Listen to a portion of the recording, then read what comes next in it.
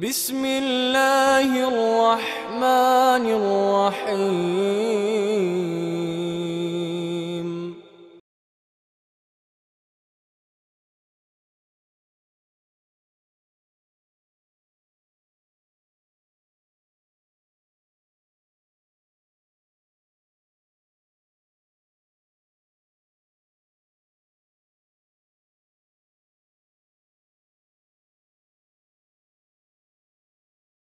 إن الحمد لله نحمده ونستعينه ونستغفره ونعوذ بالله من شرور أنفسنا ومن سيئات أعمالنا من يهده الله فلا مضل له ومن يضلله فلا هادي له وأشهد أن لا إله إلا الله وحده لا شريك له وأشهد أن محمدًا عبد الله ورسوله الذي بلغ الرسالة وأدى الأمانة ونصح الأمة وكشف بإذن ربه الغمة وتركنا على محجة البيضاء ليلها كنهرها لا يزيغ عنها إلا هالك أما بعد فإن أصدق الحديث كتاب الله وخير الهدي هدي محمد صلى الله عليه وسلم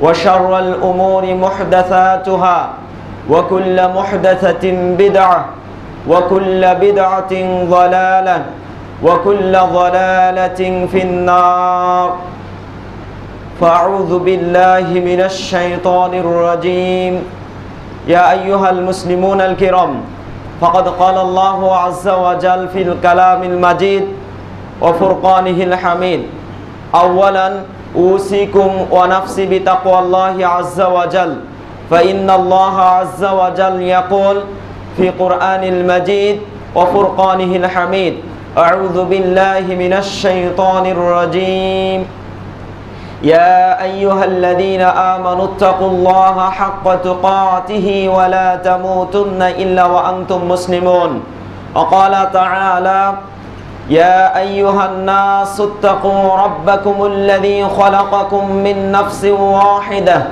وخلق منها زوجها وبث منهما رجالا كثيرا ونساء واتقوا الله الذي تساءلون به والأرحام إن الله كان عليكم رقيبا وقال تعالى في موضع آخر يا أيها الذين آمنوا اتقوا الله وقولوا قولا سديدا يصلح لكم أعمالكم ويغفر لكم ذنوبكم ومن يطع الله ورسوله فقد فاز فوزا عظيما الآية أيها المسلمون الكرام نحن نريد أن نخطب أمامكم باللغة البنجلية اليوم نحن نخطب يوم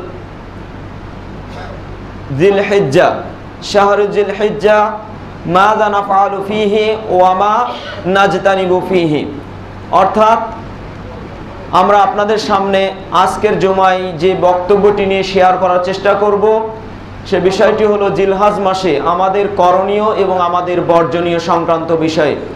এ প্রসঙ্গে ভূমিকার প্রারম্ভেই নবী সাল্লাল্লাহু আলাইহি ওয়াসাল্লামের হাদিস থেকে একটি হাদিস, যে হাদিসটি উল্লেখ করেছেন বিখ্যাত সাহাবী ইবনে আব্বাস রাদিয়াল্লাহু আনহুমা قال قال رسول الله صلى الله عليه وسلم ما من أيام العمل الصالح فيها أحب إلى الله من هذه الأيام يعني أيام العشر قالوا يا رسول الله ولا الجهاد في سبيل الله قال ولا الجهاد في سبيل الله إلا رجل خرج بنفسه وماله ফালাম ইয়ারজিউ মিন যালিকা বিশাইইন রাওয়াহু আবু দাউদ।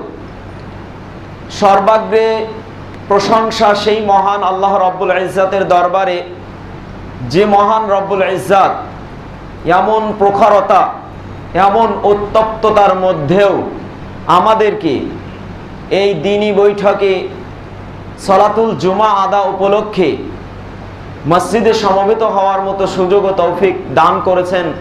বিশেষ করে যে মহান আল্লাহ ফজল করমে, যে মহান আল্লাহর অনুকম্পায়, অনুগ্রহের ভিত্তিতে আজ আপনি আমি সকলেই সশরীরে মসজিদে সমবেত হতে পেরেছি, এজন্যই মহান রব্বুল আলামিনের শুকরিয়া জ্ঞাপন করছি। তাই সকলে বলছি আলহামদুলিল্লাহ। অতঃপর অসংখ্য অগণিত দুরূদ ও সালাম বর্ষিত হোক নবী সাল্লাল্লাহু আলাইহি ওয়াসাল্লামের উপরে, যিনি এই পৃথিবীর মাঝে দ্বীন ইসলামকে পরিপূর্ণভাবে আল্লাহর শিখিয়ে দেওয়া পদ্ধতিতে তিনি এই দ্বীন ইসলামকে সারা বিশ্বের বুকে সমৃদ্ধি ঘটিয়েছেন, প্রচার ও প্রসার করেছেন। সেই নবীর প্রতি বর্ষিত হোক অগণিত দুরূদ ও সালাম। সকলে বলি সাল্লাল্লাহু আলাইহি ওয়াসাল্লাম। সম্মানিত সমবেত মুসল্লিয়ানে কিরাম, পর্দার অন্তরালে, জবনিকার অন্তরালে সম্মানিতা মা ও ভগনীগণ, আজকে আপনাদের সামনে অত্যন্ত গুরুত্বপূর্ণ কিছু আলোচনা, কিছু পয়েন্ট আপনাদের সামনে শেয়ার করব বলে আশাবাদী ইনশাআল্লাহুল আজিজ। বিষয়ের শিরোনাম আমরা আপনাদের পূর্বেই বলেছি, জিলহজ মাসের প্রথম 10 দিনে তথা জিলহজ মাসে এক কথায় আমরা বলতে পারি জিলহজ মাসে আমাদের করণীয় ও বর্জনীয়টা কি। সর্বাগ্রে আমরা জানব জিলহজ মাসের ফজিলত সংক্রান্ত বিষয়ে। 4টি হারাম মাস, তন্মধ্যে জিলহজের প্রথম 10 দিন, এটা হাদিস দ্বারা সাব্যস্ত, হাদিস দ্বারা প্রমাণিত। এই মাসের ফজিলত সংক্রান্ত বিষয়ে ঐশী গ্রন্থ আল কোরআনুল কারীমের স্বয়ং মহান রব্বুল আলামিন তিনি উল্লেখ করেছেন সূরাতুল ফাজর, আপনাদের সকলেরই জ্ঞাত সূরা ফাজরের শুরু থেকেই আল্লাহ রাব্বুল আলামিন এই আয়াতগুলি ব্যক্ত করেছেন, ওয়াল ফাজর ওয়া লায়ালিন আশর। আপনাদের সকলের সুপরিচিত আয়াত, 30 পারায় সূরাটা রয়েছে। সেখানে এই আয়াতের তাফসিরে ওয়াল ফাজরি ওয়া লায়ালিন আশরে, এই আয়াতের তাফসিরে বলা হয়েছে, যে তাফসিরটা উল্লেখ পাবেন আপনারা মারিফুল কোরআন, তাফসিরে মারিফুল কোরআন তার 1454 নম্বর পৃষ্ঠায় এই হাদিসের মানে এই আয়াতের ব্যাখ্যাটা উল্লেখ করা হয়েছে। সেখানে এই আসর দ্বারা, লায়ালিন আসর বলতে জিলহজ মাসের প্রথম 10 দিনকে বোঝানো হয়েছে। তারপরে আছে ওয়াশ-শাফঈ ওয়াল ওয়াতর, ওয়াশ-শাফঈ ওয়াল ওয়াতর, এই আয়াতের তাফসির স্বয়ং জাবির বিন আব্দুল্লাহ রাদিয়াল্লাহু তাআলা আনহু থেকে বর্ণিত। তিনি বলেন, রাসূলুল্লাহ সাল্লাল্লাহু আলাইহি ওয়াসাল্লামের সূত্র দিয়ে তিনি বর্ণনা করেন, আন্নাহু ক্বাল, নিশ্চয়ই রাসূল সাল্লাল্লাহু আলাইহি ওয়াসাল্লাম বলেছেন, ইন্নাল আশরা আশরুল আযহা, যে প্রথম যে জিলহজের 10ম দিনের কথা বলা হয়েছে লায়ালিন আশর, এর দ্বারা উদ্দেশ্য হলো জিলহজ মাসের প্রথম 10 দিন। ওয়াল বিতর ওয়াশ-শাফঈ ওয়াল ওয়াতর বলা হয়েছে, সেই ওয়াতর দ্বারা উদ্দেশ্য কি ইয়াউমু আরাফা, ওয়াতর দ্বারা তথা বিজোড় দিন, বিজোড় দিনের দ্বারা উদ্দেশ্য হলো ইয়াউমে আরাফা, যেদিন হাজিরা আরাফার ময়দানে যাবেন সেই দিন উদ্দেশ্য। যে ব্যাখ্যা জাবির বিন আব্দুল্লাহ রাদিয়াল্লাহু তাআলা আনহু স্বয়ং রাসূলুল্লাহ সাল্লাল্লাহু আলাইহি ওয়াসাল্লামের মুখনিসৃত বাণী থেকে সারা বিশ্ববাসীকে উপহার দিয়েছেন। তারপরে বলা হচ্ছে ওয়াশ-শাফঈ, আর যেটা জোড় দিন, জোড় দিনের করণীয়টা কি, জোড় দিনটা কোন দিনকে বোঝানো হয়েছে সেটা বলছে ইয়াউমুন নাহার, সেটা হলো নহর করার দিন, কুরবানি করার দিন, অর্থাৎ 10ই জিলহজ, এই দিন উদ্দেশ্য। হাদিসটা বর্ণিত হয়েছে মুসনাদে আহমদে 3য় খণ্ডের হাদিস নাম্বার 14551। এই হাদিসে প্রমাণিত হয় যে প্রথম 10 দিনের ফজিলত অসংখ্য, অগণিত বা অনেক, যে মর্মে সাহাবাই কেরামও রাসূলুল্লাহ সাল্লাল্লাহু আলাইহি ওয়াসাল্লামকে জিজ্ঞেস করেছেন, আর রাসূল সাল্লাল্লাহু আলাইহি ওয়াসাল্লাম সাহাবাই কেরামের প্রশ্নের উত্তর অত্যন্ত চমৎকার ভাবে দিয়েছেন। আসুন আমরা সেই কথাটাই জানবো।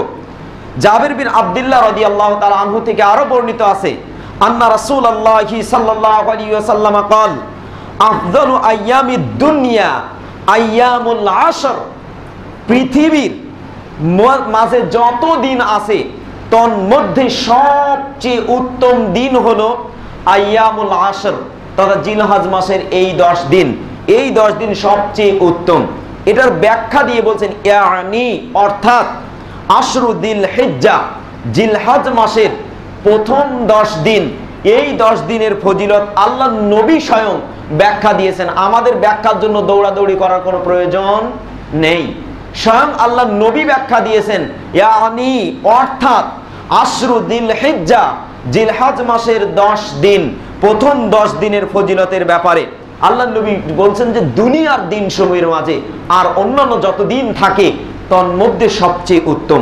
কিলা ওয়ালা মিসলুহুন্না ফি সাবিলিল্লাহ, হে আল্লাহর নবী, আল্লাহর রাস্তায় জিহাদ করার সমপরিমাণও কি এই দিনগুলির সমপর্যায়ে নয়? আল্লাহর নবী বললেন যে না, এর সমপর্যায়ে নয়।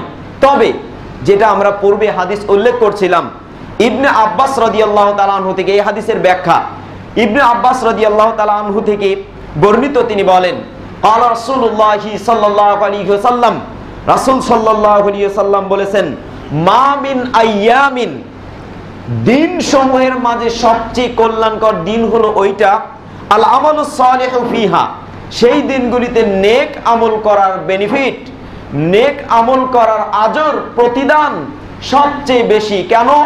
আহাব্বু ইলাল্লাহি সুবহানাহু ওয়া তাআলা, কারণ এই দিনগুলির আমল আল্লাহর কাছে সবচেয়ে প্রিয়, সবচেয়ে ভালো জিনিস, যে আমলগুলি আল্লাহর কাছে বেশি মনোমুগ্ধকর, বেশি আল্লাহ পছন্দ করেন, সেই আমলগুলি হলো এই 10 দিনের আমল। তখন সাহাবাই কেরাম বলেছিলেন, ইয়ানি আইয়ামাল আশর, অর্থাৎ এই জিলহজ মাসের প্রথম 10 দিনের। এই কথা বলার সাথে সাথে সাহাবাই কেরামের মাঝে একটা দ্বিধাদ্বন্দ্বের সৃষ্টি হলো। সাহাবাই কেরাম বলছেন, তাহলে আল্লাহ রাস্তায় জিহাদ করে লাভটা কি? আল্লাহ রাস্তায় জিহাদ করে যেহেতু এত ফজিলত, এত বেনিফিট, এত আজর পাওয়া যাবে না, তাই তারা জিজ্ঞেস করেছেন, ইয়া রাসূলুল্লাহ ওয়ালাল জিহাদু ফি সাবিলিল্লাহ, হে আল্লাহর রাসূল, আপনি বলে দিন, আল্লাহ রাস্তায় জিহাদ করার চেয়েও কি এই 10 দিনের আমল আল্লাহর কাছে সবচেয়ে বেশি প্রিয়? রাসূল সাল্লাল্লাহু আলাইহি ওয়াসাল্লাম এমন অভিজ্ঞ এবং এমন বিজ্ঞ, মানে জ্ঞানী ব্যক্তিত্ব ছিলেন যে সাহাবাই কেরামের প্রশ্ন ধরে ফেলেছেন। তাই তিনি বলছেন, ওয়ালাল জিহাদু ফি সাবিলিল্লাহ, হ্যাঁ, কারণ আল্লাহ নবী যদি বলতেন যে না, জিহাদের তুলনায় এর মর্যাদা একটু কম, তবে সাহাবাই কেরাম মনে হতো বা এই আমলগুলি ছেড়ে দিতেন, এরকম মনে হচ্ছে। কিন্তু আল্লাহ নবী এমন বিজ্ঞভাবে এর উত্তর দিয়েছেন, সাহাবাই কেরামের পাশ কেটে যাওয়ার কোনো সুযোগ নেই। আল্লাহ নবী বলছেন, ওয়ালাল জিহাদু ফি সাবিলিল্লাহ, হ্যাঁ, আল্লাহ রাস্তায় জিহাদ করলে মানুষের যে আজর, যে বেনিফিট, যে প্রতিদান পায়, তার চেয়েও এই 10 দিনের আমলের বেনিফিট বা প্রতিদান সবচেয়ে বেশি। আল্লাহ নবী এখানে ব্যক্ত করেছেন, একটু ব্যাখ্যা সাপেক্ষে দিয়েছেন, সেটা হলো কি, ইল্লা, তবে হ্যাঁ, রজুলুন, ওই ব্যক্তি ব্যতীত, খরাজা, যে বের হয়ে গেছে, বিমালিহি বিনাফসিহি ওয়া মালিহি, যে ব্যক্তি জিহাদ করতে জান প্রাণ দিয়ে, জান মাল দিয়ে আল্লাহ রাস্তায় জিহাদ করতে বের হয়ে গেছে, ফালাম ইয়ারজি মিন যালিকা বিশাইইন, অতঃপর তার জান এবং মালের কিছু নিয়ে, কোনোটাই নিয়ে সে বাড়িতে প্রত্যাবর্তন করতে পারেনি, এই ব্যক্তি ব্যতি রেখে, এই ব্যক্তির আজর আর এই 10 দিনের আমলের পরস্পর সমপর্যায়ে নয়। সুবহানাল্লাহি বিহামদি। আল্লাহ রাব্বুল আলামিনের নবী এমন চমৎকার ভাবে সাহাবাই কেরামকে উত্তর দিয়ে বুঝিয়েছেন। হাদিসটা পাবেন সুনানে আবু দাউদে, হাদিস নাম্বার 2438, এবং যাদের আপনার আছে, ইউটিউব আছে, বা আপনাদের যাদের কাছে মোবাইলে হাদিস আছে, তারা দেখবেন হাদিসটা 2440 নম্বর হাদিসে হাদিসটা উল্লেখ করা হয়েছে। এবার আসুন, রাসূলুল্লাহ সাল্লাল্লাহু আলাইহি সাল্লাম এই 10 দিনের ফজিলত সংক্রান্ত বিষয়ে এত কিছু বললেন, তারপরে আল্লাহ নবী সাল্লাল্লাহু আলাইহি সাল্লাম এর সাহাবাই কেরাম এই দিনে কি কি আমল করতেন, বা এই ফজিলতকে ধরার জন্য সাহাবাই কেরাম তখন উঠে পড়ে লেগেছিলেন যে কিভাবে এই দিনের আমল করে আমরা আমলের খাতায় নিজেদের প্রতিদানকে সবচেয়ে বেশি করে নিতে পারি। এই জন্য সাহাবাই কেরাম উঠে পড়ে লাগতেন। আল্লাহ নবী যখনই বলেছেন, তখন থেকে সাহাবাই কেরাম মাজায় বা কোমরে গামছা বেঁধে তারা লেগে যেতেন। যখনই আল্লাহ নবী কোনো বরকতময়, কোনো ফজিলতপূর্ণ আমলের কথা বলতেন, সাহাবাই কেরাম জোর তাকিদ দিয়ে সেটা বাস্তবায়ন করার জন্য উঠে পড়ে লাগতেন। তার বাস্তব নমুনা ইবনে ওমর রাদিয়াল্লাহু তাআলা আনহু হতে বর্ণিত, তিনি বলেন, قال رسول الله صلى الله عليه وسلم ما من أيام أعظم عند الله سبحانه وتعالى ওয়ালা আহাব্বু ইলাইহি আল আমালু ফীহিন্না মিন হাযিহিল আইয়ামিল আশর, এই 10 দিনের তুলনায় আর কোনো মহান আমল আল্লাহর কাছে নেই। ফাকসিরু ফীহিন্না, আল্লাহ নবী এই 10 দিনের আমলের কথা বলেছেন। কি আমল করবেন এটার ব্যাখ্যা দিয়েছেন এই হাদিসে। আমলটা কি হবে, কি কি কাজ করলে এই 10 দিনে আল্লাহর কাছে বেশি প্রিয় পাত্র হওয়া যাবে, সেই কথাটার ব্যাখ্যা দিয়েছেন এই হাদিসে। আল্লাহ নবী বলছেন ফাকসিরু ফীহিন্না মিনাত তাহলিলি ওয়াত তাকবীরি ওয়াত তাহমিদি। আল্লাহু আকবার। রাসূল সাল্লাল্লাহু আলাইহি ওয়াসাল্লাম অত্যন্ত চমৎকার ভাবে এই কথাটা বলেছেন সাহাবাই কেরামের সামনে। আর যখনই সাহাবাই কেরামের সামনে এই কথাটা বলেছেন, সাহাবাই কেরামের মধ্যে আবু হুরায়রা এবং ইবনে ওমর রাদিয়াল্লাহু তাআলা আনহুমা, তিনারা দুইজন ছুটে যেতেন বাজারে, যে আমরা তো বেনিফিট নিবই, কিন্তু আমরা আরো কিছু বেনিফিট এক্সট্রা কামিয়ে নিতে চাই। সেটা কিভাবে? কারণ মান সান্না ফিল ইসলামি সুন্নাতান হাসানাতান ফালাহু আজরুহা ওয়া আজরু মান তাবিআ বিহা, যে ব্যক্তি কোনো একটা পড়ে থাকা সুন্নাত, কোন একটা সুন্নাতকে জারি করে, তাহলে ওই সুন্নাতের বেনিফিট তার আমলনামায় লিপিবদ্ধ হতে থাকে। এবার বলা হচ্ছে যে ওমান, এবং ওই ব্যক্তির আমলও তার, ওই ব্যক্তি যে ব্যক্তি এই নির্দেশ অনুপাতে, এই সুন্নাহ মোতাবেক নিজের জীবনকে পরিচালনা করবে, সে যেমন নিজেকে পরিচালনা করে বেনিফিট পাবে, আর এ যে দিক নির্দেশনা দিচ্ছে এ কারণে সেও বেনিফিট পাবে। এ কারণেই মানুষকে জানানোর জন্য, মানুষকে বোঝানোর জন্য, যাতে মানুষ এই সুন্নাহর প্রতি বেশি বেশি আমল করতে পারে, এই আইয়ামুল আশর, এই জিলহজ মাসের প্রথম 10 দিনে ইবনে ওমর এবং আবু হুরায়রা, বুখারীর riwayate এই কথাটা বলা হয়েছে কিতাবুল ইদাইন, আপনারা খুলুন, সেখানে আছে ইবনে ওমর এবং আবু হুরায়রা রাদিয়াল্লাহু তাআলা আনহুমা দুইজন বাজারে ছুটে যেতেন, বাজারে চলে যেতেন, এবং বাজারে যে উঁচু কণ্ঠে, খুব উঁচু আওয়াজে এই তাহলিল, তাকবীর এবং তাহমিদ তিনারা পাঠ করতেন। আর তাদের তাকবীর শুনে জনগণও কি করতেন? ওই তাকবীর ধ্বনি উচ্চারণ করতেন। এটা তাদের একটা এক্সট্রা, বেশি, মানে অতিরিক্ত তাদের একটা ইনকাম। তারা সোয়াবের তালাশে, সোয়াবের অন্বেষণে তারা এত উঠে পড়ে লাগতেন। কিন্তু আমার আপনার সমাজ আজ আপনাকে আমাকে যত নসিহাত আর যতই আপনার আমার কান ধরে শেখানো হোক না কেন, আমরা আমলের প্রতি উদ্বুদ্ধ নই। আজকে দেখেন বারংবার এমন কোন সপ্তাহ নেই যে এই জিলহজ মাস তথা হারাম মাস, এই 4 মাসের আলোচনা এই মাস থেকে শুরু হয় নাই। প্রায় খতিব, প্রায় স্কলার, বড় বড় স্কলার, আমার চেয়ে বড় স্কলারের কাছ থেকেও আপনারা এ বিষয়ে হয়তো বা আলোচনা শুনেছেন। তো আমাদের আমলের কি কোনো পরিবর্তন আসছে? আসলে কি আমরা আমলগত দিক থেকে নিজেদেরকে সংশোধনে আনতে পেরেছি? বা আমরা কি সাহাবাই কেরামের মতো নিজেদেরকে উঠে পড়ে বা এই প্রতিযোগিতামূলক এভাবে আমরা কি নিজেদেরকে প্রস্তুত রাখতে পেরেছি? আমরা কি নিজেদেরকে তৈরি করতে পেরেছি? একটু কাইমনোবাক্যে চোখ বন্ধ করে আমরা যদি এটা জিজ্ঞেস করি, তাহলে আমার আপনার বিবেক আপনাকে আমাকে বলে দিবে যে আমরা আসলে কতটুকু পেরেছি। তো আসলে আমলের প্রতি সাহাবাই কেরাম যতটা লালায়িত ছিলেন, আমলের প্রতি সাহাবাই কেরাম যতটা লালাসিত ছিলেন, আমরা কিন্তু তার কিঞ্চিত নই। এই জন্য আল্লাহ রাব্বুল আলামিন কোরআনুল কারীমে উল্লেখ করছেন ওয়াযাক্কির ফাইন্না যিকরা তানফাউল মুমিনিন। আল্লাহ রাব্বুল আলামিন ঐশী গ্রন্থ আল কোরআনুল কারীমে নবীকে বলছেন, হে নবী, আপনি জনগণকে একের পর এক ওয়াজ নসিহত শোনান।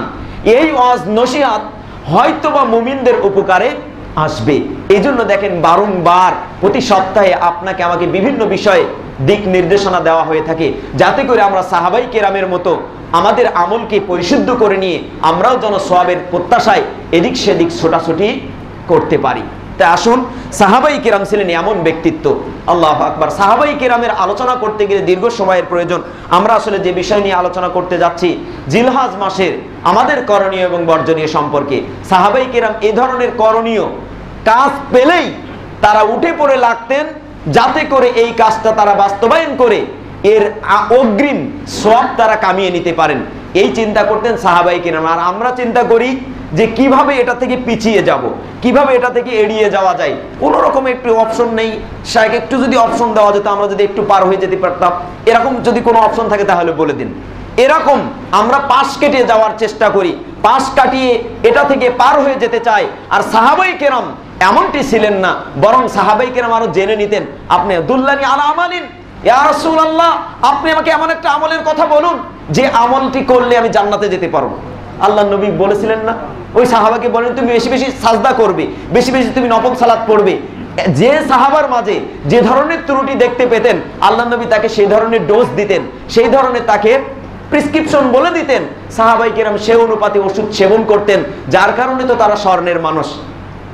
তো আসুন আমরাও যেন সাহাবাই কেরামের মতো এরকম কিছু কিছু ডোজ, কিছু কিছু প্রেসক্রিপশন আমরাও আমাদের নিজেদের আমলকে, নিজেদের আমলের মাঝে যে ত্রুটি বিচ্যুতিগুলো আছে, যে অসুখ আমাদের এই আমলের খাতায় ধরেছে, আমরাও যেন কিছু প্রেসক্রিপশন, সাহাবাই কেরাম যেমন প্রেসক্রিপশন নিয়ে নিজেদেরকে পরিশুদ্ধ করেছেন, আমরাও যেন সেভাবে নিজেদেরকে পরিশুদ্ধ করতে পারি। তাই আল্লাহর কাছে আমরা প্রার্থনা করব, রব্বুল আলামিন এই জিলহজ মাসের যে করণীয় বর্জনীয় গুলো আছে আমরা যেন সেগুলো আঁকড়ে ধরতে পারি, তুমি আমাদেরকে সেই তৌফিক দান করো। আসুন আমরা এবার চলে যাব করণীয় এবং বর্জনীয়তে। জিলহজ মাসে, জিলহজ মাস কিন্তু একটি হারাম মাস। হারাম মানে এই নয় যে এই দিনে কোনো কাজকাম করা যাবে না। এই হারাম শব্দের অর্থ হলো সম্মানিত মাস। এই হারামের অর্থ হলো সম্মান। আল্লাহর কাছে আল্লাহ বলছেন না, ইন্না ইদ্দাতাশ শুহুরি ইনদাল্লাহি 12 শাহরা ফি কিতাবিল্লাহ ইয়াওমা খালাকাস সামাওয়াতি ওয়াল আরদ। আল্লাহ রাব্বুল আলামিনের কাছে 12টা মাস আল্লাহর কিতাবে এটা নির্ধারিত। তার মধ্য থেকে মিনহা আরবাআতুন হুরুম, মহান আল্লাহ নিজেই বলছেন তন্মধ্যে 4টি মাস, এই 4টি মাস হলো অত্যন্ত সম্মানিত মাস। যে মাসে আপনারা ইতিপূর্বে আলোচনা শুনেছেন, সেই মাসের মধ্যে একটি মাস হলো জিলহজ মাস। যে 4টি মাস শাওয়াল, যুলকাদা, যুলহিজ্জা মাসের কেউ কেউ বলেছেন, মানে হাদিস দ্বারা প্রমাণিত জিলহজ মাসের প্রথম 10 দিন, আর আরেকটা হলো রজব মাস। এই মোট 4টি মাস। এই 4টি মাসে আল্লাহ রাব্বুল আলামিন বাছাই করে নিয়েছেন যে এই মাসে যেন বান্দারা নিজেদের প্রতি অত্যাচার না করে। আরে ভাই, আপনারা একটু চিন্তা করুন তো, পৃথিবীর আজকের বিশেষ করে দেখেন তো আজকে সূর্যের প্রখরতা এত বেশি হয়েছে যে ওখানে রৌদ্রের তাপে বা এই সূর্যের তাপে কেউ যদি 5 মিনিট দাঁড়ায় তাহলে যেন তার মন মগজ বেরিয়ে যাবে, এমন একটা পরিস্থিতি, এমন একটা অবস্থা বিরাজ করছে আজ বর্তমান সারা বিশ্বে। বিশেষ করে দেখেন বাংলাদেশে আজকে যে পরিস্থিতি, সূর্য মানুষের কত উপরে, তারপরেও সূর্যের প্রখরতা মানুষের শরীর যেন পুরে সারখার করে দিবে এরকম এক পর্যায়ে। এটা তো সামান্যতম আগুন, এই আগুন দিয়ে তো কিছুই হবে না। আল্লাহ বান্দাদেরকে জাহান্নামের আগুন থেকে বাঁচাতে চান, জাহান্নামের আগুন থেকে যাতে করে তাদেরকে রক্ষা করতে পারেন। এই জন্য এই মুসলিম উম্মার মাঝে আল্লাহ একাধিক পয়েন্ট দিয়েছেন, একাধিক সেক্টর দিয়েছেন, যে সেক্টরগুলো বাস্তবায়ন করে মুসলিম উম্মাহ জাহান্নাম থেকে নিষ্কৃতি পেতে পারে, জাহান্নাম থেকে পরিত্রাণ পেতে পারে। যেমন দেখেন আমাদের যে খাবার তৈরি করা হয়, আমাদের খাবার পাকানো হয়, সেই আগুন হাড়ির তলে বা আপনার পাতিলের তলে দেওয়া হয়, অথচ পাতিলের কোনো ক্ষতি হয় না। অথচ যদি ওই পাতিলটা কারখানায়, যেখানে আপনার বিভিন্ন জিনিস, এই যে হাড়ি পাতিল যেখানে তৈরি করা হয়েছে, এই লোহার পাতিলকে গরম করে আবার সীসায় পরিণত করে, এরকম আগুন পৃথিবীতে আসে না? পৃথিবীর আগুনের স্তরও এক স্তরে নয়, বিভিন্ন জায়গায় বিভিন্ন স্তরের আগুন আছে। ভাটায় যে আগুনটা হয় সেই আগুন আর আপনার বাড়ির চুলার আগুন, এটা কোনোদিন এক হবে? এক নয়। কারখানার আগুন আর ভাটার আগুন কোনোদিন এক নয়। অতএব পৃথিবীর আগুনের মাঝে যে তারতম্য, তারপরও আমরা সাধারণত চুলায় যে আগুন, যে আগুন দ্বারা আমাদের খাবার পাকানো হয়, এই আগুন আমরা সহ্য করতে পারি না। তাহলে বলেন তো ভাই, কিভাবে আমরা জাহান্নামের আগুন সহ্য করব? অতএব আমাদের একটু চিন্তা ভাবনা করা দরকার। আল্লাহ চান যে আমরা যাতে জাহান্নাম থেকে নিষ্কৃতি পেতে পারি, আমরা যাতে এ ধরনের পয়েন্টগুলো, এ ধরনের বিভিন্ন অপশন আসার পরে এই অপশনগুলো ধারণ করে আমরা যেন তাড়াতাড়ি জান্নাতে চলে যেতে পারি, মৃত্যুর সাথে সাথে যেন আমাদের জান্নাত অর্জিত হয়, এরকম ভাবে আল্লাহ আমাদের জন্য কিছু অপশন দিয়েছেন, কিছু বোনাস পয়েন্ট দিয়েছেন, যেগুলি আমাদেরকে ধরে রাখা দরকার, যেগুলি আমাদের বাস্তবায়ন করা দরকার। তন্মধ্যে জিলহজ মাসের প্রথম 10 দিন, এই 10 দিনে কেউ যদি সিয়াম রাখে, আল্লাহু আকবার, আমাদের করণীয়ের মাঝে আমরা ধারাবাহিকভাবে সেই পয়েন্টগুলো এখন আলোচনায় নিয়ে আসবো ইনশাআল্লাহ। আসুন, জিলহজ মাসের প্রথম 10 দিন, জিলহজ মাস হারাম মাসের একটি মাস, যে মাস আল্লাহ নিজেই নির্ধারণ করে নিয়েছেন যে এটা অত্যন্ত সম্মানিত মাস। এই মাসে আমাদের করণীয়ের মধ্যে আমরা 1 নম্বরে সিলেক্ট করব, এই মাসের প্রথম 10 দিনে বিশেষ করে নফল সালাত বেশি বেশি আদা করা, সালাতের হেফাজত করা। কারণ একজন সাহাবী সাওবান রাদিয়াল্লাহু তাআলা আনহু তিনি বলেন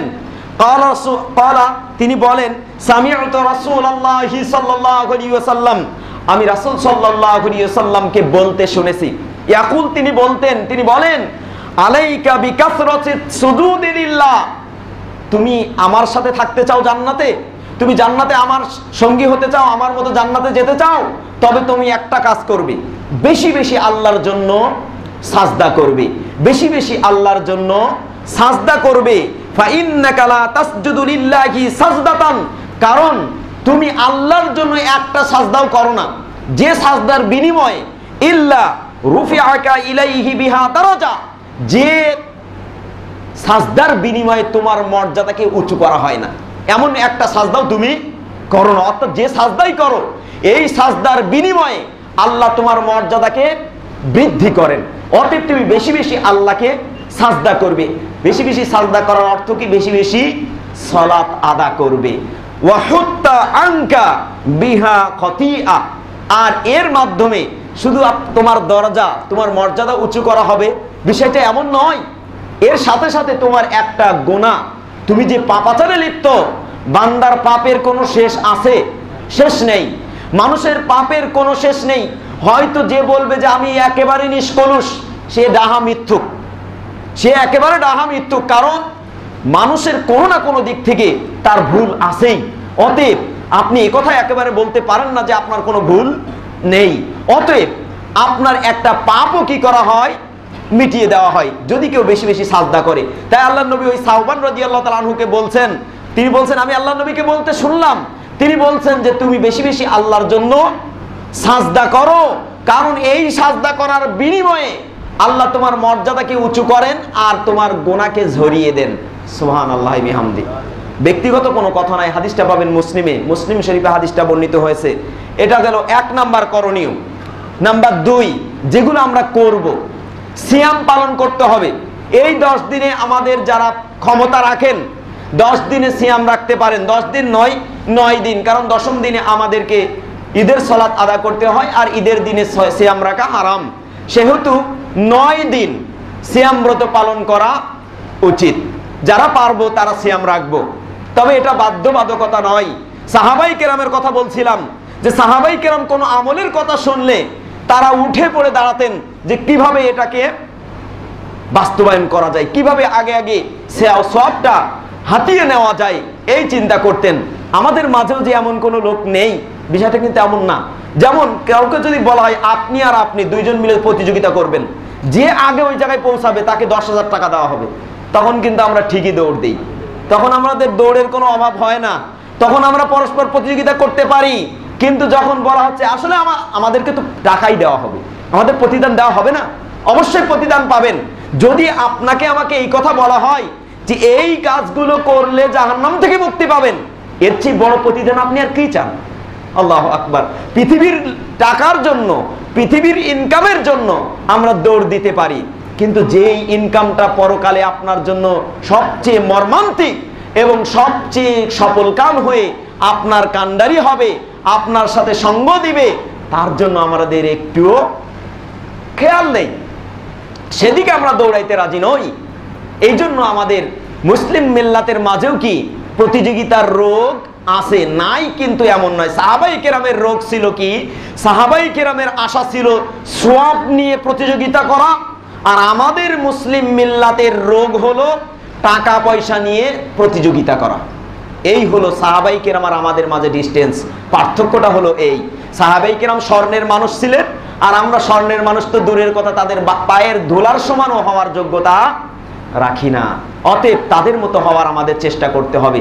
তাই আসুন এই 10 দিনে সিয়াম ব্রত পালন করা, যে সংক্রান্ত বিষয়ে নবী সাল্লাল্লাহু আলাইহি সাল্লামের সহধর্মীগণ থেকে বর্ণিত আছে। তারা বলেন কানান নবী সাল্লাল্লাহু আলাইহি সাল্লাম ইয়াসুমু 9 জিলহিজ্জা, আল্লাহর নবী 9 জিলহজ পর্যন্ত সিয়াম ব্রত পালন করতেন। আল্লাহর নবী 9 জিলহজ সিয়াম ব্রত পালন করতেন। এখন হয়তো অনেকে বলবেন আল্লাহ নবী তো হজে গেলেন, তাহলে 9 জিলহজ সিয়াম রাখলেন কিভাবে? আল্লাহ নবী কি প্রতি বছর গেছেন নাকি? প্রতি বছরও তার আল্লাহ নবী হজ পালন করেননি। হজ মানুষের জীবনে একবারই ফরজ, তারপরে যত করবেন সেগুলো হলো নফল। অতএব ওয়ায়াউম আশুরা, আল্লাহর নবী 9 জিলহজ সিয়াম রাখতেন এবং আল্লাহর নবী আশুরার দিন মুহররম মাসের 10ম তারিখে আল্লাহর নবী সিয়াম ব্রত পালন করতেন।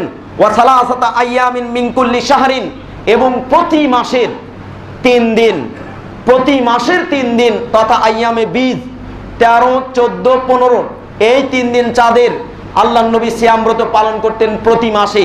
আল্লাহর নবী এগুলো কখনো ছাড়তেন না, যার প্রমাণ আমরা পেশ করব আপনাদের সামনে। হাফসা রাদিয়াল্লাহু তাআলা আনহা হতে বর্ণিত, তিনি বলেন আরবাউন লাম ইয়াকুন ইয়াদাহুন্না নবী সাল্লাল্লাহু আলাইহি ওয়াসাল্লাম, 4টি বিষয় আল্লাহর নবী কখনো ছাড়তেন না। লাম ইয়াদাহুন্না নবী সাল্লাল্লাহু আলাইহি ওয়াসাল্লাম, নবী সাল্লাল্লাহু আলাইহি ওয়াসাল্লাম 4টি জিনিস ছেড়ে দিতেন না। 1 সিয়াম আশুরা, 10ম তারিখ মুহররম মাসের 10ম তারিখে রোজা রাখা, আশুরার রোজা। 2 ওয়াল আশরু, জিলহজ মাসের প্রথম 10 দিন তথা 9 দিন, এই 9 দিন আল্লাহর নবী সিয়াম রাখতেন, ছেড়ে দিতেন না। 3 ওয়া সালাসাতু আইয়ামিন মিন কুল্লি শাহরিন, প্রতি মাসে 3 দিন সিয়াম ব্রত পালন করা, আল্লাহর নবী ছাড়তেন না। নাম্বার 4 ওয়া রাকাতাইনি ক্বাবলাল গাদাতি, ফজরের পূর্বে 2 রাকাত সুন্নাত, এটা আল্লাহর নবী ছাড়তেন না। তাহলে এই 4টি জিনিস অত্যন্ত গুরুত্বপূর্ণ, আল্লাহর নবী এগুলি নিয়মিত আদা করতেন। সুনানুন নাসাইতে হাদিসটি বর্ণিত হয়েছে, 2515 নম্বর হাদিস। এটা গেল আমাদের 2 নাম্বার করণীয়, যেগুলো আমরা এই মাসে করব। বিশেষ করে প্রথম 10 দিনে আমরা পালন করার চেষ্টা করব। সিয়াম রাখা উচিত, যারা আমরা পারবো সিয়াম রাখার প্রতিযোগিতা করব। এটা আমাদের একটা অত্যন্ত অতুলনীয় করণীয়, যদি আমরা কেউ রাখতে পারি তবে এর প্রতিদান, যেহেতু আল্লাহর নবী বলছেন ওয়ালাল জিহাদু ফি সাবিলিল্লাহ, আল্লাহর রাস্তায় জিহাদ করার চেয়েও উত্তম, অতএব আমরা এই 10 দিনে সিয়াম রাখার চেষ্টা করব। নাম্বার 3, এই দিনে বেশি বেশি করে লা ইলাহা ইল্লাল্লাহ, আল্লাহু আকবার, আলহামদুলিল্লাহ এগুলি বেশি বেশি পাঠ করব। যারা আমরা সিয়াম রাখতে পারি না তারাও অন্তত এইগুলো তো পারবো। বিভিন্ন কাজের ফাঁকে ফাঁকে এটা পাঠ করতে পারবো না, পারবো, কিন্তু আমরা তাও করি না। ওই কাজের ফাঁকে ফাঁকে মাঝে মাঝে একটু গল্প না করলে তো আর ভালো লাগে না, এই জন্য কাজের ফাঁকে গল্প জুড়ি। ওই গল্পটা আপনি এই 10 দিনে একটু কমিয়ে আনেন, অন্তত পক্ষে এই 10 দিনে তাসবিহ, তাহলিল আর তাকবীর একটা পাঠ করে নিজের জিহ্বাটাকে তরুতাজা রাখেন। তাই এই 10 দিনে এই কাজের ফাঁকে ফাঁকে গল্পকে বাদ দেন, আপনি এই আল্লাহর নবীর প্রেসক্রিপশন গ্রহণ করুন। যে কথা আল্লাহ রাব্বুল আলামিনের নবী বলছেন, ফাকসিরু মিনাত তাহলিলি ওয়াত তাকবীরি ওয়াত তাহমিদে, এই দিনগুলিতে বেশি বেশি তাহলিল বলতে লা ইলাহা ইল্লাল্লাহ, ওয়াত তাকবীর আল্লাহু আকবার, যেমন আল্লাহু আকবারের আজানের ধ্বনি উচ্চারিত হয় এটাকে বলা হয় তাকবীর, যেমন তাকবীরে তাহরিমা বলা হয় আল্লাহু আকবার বলে হাত বাঁধেন, এটাও তাকবীর। তারপরে আল্লাহ রাব্বুল আলামিনের নবী বলছেন ওয়াত তাহমিদ, আলহামদুলিল্লাহ বলা। এই 3টি জিনিস তোমরা বেশি বেশি বলার চেষ্টা করবে। এইবার সেই কথাটা আসছে যে কথার জন্য সাহাবাই কেরাম প্রতিযোগিতা করতেন। অকাল আল ইমামুল বুখারী রাহিমাহুল্লাহ, ইমাম বুখারী রাহিমাহুল্লাহ বলেছেন, কানা ইবনে ওমর ওয়া আবু হুরায়রা ইয়াখরুজানি ইলা সুক ফি আইয়ামিল আশরি, এই 10 দিনে ছুটে যেতেন বাজারে। ওয়া ইউকাব্বিরুনে, তারা দুইজন তাকবীর বলতেন। ফা ইউকাব্বিরুন নাসু বিতাকবীরিহিমা, তাদের তাকবীর ধ্বনি শুনে জনগণ তাকবীর বলতেন। বুখারীতে এই হাদিসটা বর্ণিত হয়েছে, যেটা আমরা আগেই বলছিলাম। তারপরে উমর রাদিয়াল্লাহু তাআলা আনহু তিনি বলছেন ওয়াকানা ওয়াকালা আইদান ওয়াকানা উমর রাদিয়াল্লাহু তাআলা আনহু ইউকাব্বিরু ফি কুব্বাতিহি, উমর রাদিয়াল্লাহু তাআলা আনহু নিজের তাঁবুতে বসে জোরে জোরে তাকবীর দিতেন। আপনি হয়তো বাজারে যেতে পারবেন না, লজ্জা করবে, নিজের বাসায় বসে আল্লাহু আকবার জোরে জোরে বলতে পারবেন না, কে আপনাকে ঠেকাবে? কেউ তো ঠেকাতে পারবে না। উমর রাদিয়াল্লাহু তাআলা আনহু তিনি নিজের তাঁবুতে বসে উচ্চ স্বরে এভাবে তিনি তাকবীর বলছেন। ওয়াকানা উমর রাদিয়াল্লাহু আনহু ইউকাব্বিরু ফি কুব্বাতিহি, তিনি তার তাঁবুতে বসে জোরে জোরে তাকবীর বলা শুরু করেছেন মিনাতে থাকা অবস্থায়। ফায়াসমাউহু আহলুল মসজিদ, মসজিদের অধিবাসীরা সবাই শুনলেন, তিনি তাকবীর দিচ্ছেন, মসজিদের অধিবাসীরা শুনতে পেয়েছেন। ফায়ুকাব্বিরুনা, তখন তারাও তাকবীর ধ্বনি দিতে শুরু করলো। অতএব এভাবে আমাদেরকে তাকবীর দেওয়া উচিত, জোরে জোরে তাকবীর পাঠ করা এটা দর্শনীয় নয়। তবে হ্যাঁ, এই ক্ষেত্রে শুধুমাত্র জিলহজ মাসের ক্ষেত্রে, জিলহজের প্রথম 10 দিনের জন্য এটা খাস, অন্য ক্ষেত্রে নয়। আপনি যেমন জিকির করতে যাবেন, এখন জিকির করতে করতে বলেন জিকির এমন ভাবে করা লাগবে আল্লাহর জিকির করতে করতে পাগল হয়ে যেতে হবে, জি না, এই জিকিরের কোনো বৈধতা নেই। যেটার বৈধতা পাওয়া যায় সেটা হলো এই জিকির তথা এই তাকবীর, এই তাহলিল এবং এই তাহমিদ, তাছাড়া আর কোথাও এর প্রমাণ মেলে না। অতএব এগুলো করা আমার আপনার জন্য একটা অত্যন্ত জরুরি করণীয়। তারপরে আসুন, এটা গেল 3 নাম্বার। এই দিনে বেশি বেশি আমরা কাজের ফাঁকে ফাঁকে তাসবিহ, তাকবীর, তাহমিদ এবং আল্লাহু আকবার এটা পাঠ করার চেষ্টা করব। তারা কোন ধরনের তাকবীরটা পড়তেন সেটাও উল্লেখ করা হয়েছে। আল্লাহু আকবার, আল্লাহু আকবার, লা ইলাহা ইল্লাল্লাহু, আল্লাহু আকবার, আল্লাহু আকবার, ওয়ালিল্লাহিল হামদ, এতটুকু পর্যন্ত তারা বলতেন। তারপরে যেগুলো বলা হয় এগুলোর ব্যাপারে অনেক মতানৈক্য রয়েছে, সেদিকে আমরা যাব না। আমরা অন্তত এতটুকু বলার চেষ্টা করব। আল্লাহু আকবার, আল্লাহু আকবার, লা ইলাহা ইল্লাল্লাহু, আল্লাহু আকবার, আল্লাহু আকবার, ওয়ালিল্লাহিল হামদ, এতটুকু পর্যন্ত আমরা বলার চেষ্টা করব। এবার আসেন 4 নাম্বার। আমরা যারা 10 দিন সিয়াম রাখতে পারি না, আমাদের বিভিন্ন কর্মব্যস্ততা, বিভিন্নভাবে আমরা বিভিন্ন দিক থেকে ব্যস্ততার মাঝে ব্যস্ত মানুষ আমরা রাখতে পারি নাই। অতএব তাদের জন্য আরো একটা অপশন, রাসূল সাল্লাল্লাহু আলাইহি ওয়াসাল্লাম বনি আদম সন্তানদেরকে বিশেষ করে তার উম্মতকে যা তিনি পার করে নেওয়ার বিভিন্ন ডোজ, বিভিন্ন আপনার প্রেসক্রিপশন দিয়েছেন। দেখেন, উম্মতকে পার করে নেওয়ার আরেকটা অত্যন্ত মূল্যবান প্রেসক্রিপশন, আল্লাহু আকবার, আল্লাহ নবী বলছেন আশুরা, আরাফার দিনের সিয়াম, এটা মুসলিম উম্মার জন্য অত্যন্ত গুরুত্বপূর্ণ একটা প্রেসক্রিপশন। এই প্রেসক্রিপশনটা অন্তত আমরা সেবন করার চেষ্টা করি, এই অনুপাতে আমরা ওষুধটা খাওয়ার চেষ্টা করি। তবেই শুধু এক দিক দিয়ে নয়, 2 দিক দিয়ে আমরা উপকৃত হব। একটা হলো কি, অগ্রিম 1 বছর আর পূর্বের 1 বছর, বা এই গুনাহগুলো আল্লাহ রাব্বুল আলামিন মার্জনা করে দিবেন। সুবহানাল্লাহি বিহামদি। আসুন, আল্লাহর নবীর বিখ্যাত সাহাবী আবু কতাদা আল আনসারী রাদিয়াল্লাহু তাআলা আনহু হতে বর্ণিত, তিনি বলেন রাসূলুল্লাহ সাল্লাল্লাহু আলাইহি ওয়াসাল্লাম বলেছেন, তাকে জিজ্ঞেস করা হয়েছিল, সুইলা আন সাওমি ইয়াউমি আশুরা, আন সাওমি ইয়াউমি আরাফা, আল্লাহর নবীকে আরাফার দিবস সম্পর্কে জিজ্ঞেস করা হলো যে আরাফার দিনের ফজিলত শুনছি অনেক, যে ওই দিন হাজিরা যে দোয়া করবে আল্লাহ কবুল করবেন। তাহলে বহিরাগত হাজিদের জন্য, যারা হাজি নন, যারা হজ করতে আসতে পারেন না, আজীবন তো তারা এই আরাফার ময়দানে উপস্থিত হতে পাবে না, তাদের যোগ্যতা না হলে যাইবে কিভাবে? অতএব তাদের কি বেনিফিট পাবে না? আল্লাহর নবীকে এই ব্যাপারে জিজ্ঞেস করা হলে রাসূলুল্লাহ সাল্লাল্লাহু আলাইহি ওয়াসাল্লাম, উম্মতের কান্ডারি নবী, উম্মতের প্রতি এত দয়াবান নবী আর কোন নবী ছিলেন না। তিনি এত দয়াবান, দয়ার নবী ছিলেন। তিনি বর্ণনা করছেন যে আমি আমার উম্মতের জন্য বর্ণনা করছি, কেউ যদি এই দিনটা সিয়াম ব্রত পালন করতে পারে, আহতাসিবু আলাল্লাহ, আল্লাহর কাছে আমি আশাবাদী যে আল্লাহ তার পূর্বের 1 বছরের এবং পরের 1 বছরের গুনাহ মার্জনা করে দিবেন। তাই আল্লাহ নবী বলছেন, ইকাফিরুস সানাতাল মাদিয়া ওয়াল বাকিয়া, পূর্বের পরের গুনাহ মাফ হয়ে যাবে, মিটে যাবে যদি কেউ এই আরাফার দিবসে সিয়াম ব্রত পালন করে। হাদিসটা বর্ণিত হয়েছে মুসলিমে 1162 নম্বর হাদিস এবং 197 নম্বর হাদিসেও বর্ণিত হয়েছে। এটা হলো আমাদের 4 নম্বর করণীয় জিলহজ মাসের। 5, সালাতুল ঈদ, ঈদ আদা করা। জিলহজ মাসের আমাদের 10ম তারিখে ঈদের সালাত আদা করা, তথা ঈদুল আযহা। মাশাআল্লাহ, আমাদের ঈদের সালাতের জন্য কাউকে আহ্বান করতে হয় না, ভাই চলেন নামাজ পড়ে আসি, চলেন সালাত পড়ে আসি, এজন্য কাউকে ডাকতে হয় না। মাশাআল্লাহ, কারো যদি মনে নাও থাকে আর কেউ যখন বের হয়ে যায় তখন তার হুঁশ হয়, আরে সালাতে যেতে হবে তো, বের হয়ে তাড়াতাড়ি তড়িৎ গতিতে সে বের হওয়ার চেষ্টা করে। অথচ 5 ওয়াক্ত সালাতের জন্য মুয়াজ্জিন হাত ছুড়েন, ডাক দেন, তখন খবর থাকে না। ডাকলেও তখন যদি স্মরণ করেও দেওয়া হয়, ভাই চলেন নামাজ পড়তে যাবো, আরে যাবো পরে, সময় পড়ে আসছে এখন, বহু পরে পড়া যাবে। এই হলো আমাদের মুসলিম সমাজের দশা, মুসলিম সমাজের রোগ। তবে এই রোগটা আমাদের তাড়ানো দরকার। ঈদের সালাতের জন্য আমাদের ডাকাডাকির প্রয়োজন হয় না, সবাই সেদিন ঈদগার ময়দানে উপস্থিত হয়। যে আজীবনে কেবলামুখী হয় নাই সেও এই দিনে উপস্থিত হয়। এইভাবে ঈদের সালাত আদায় করেন।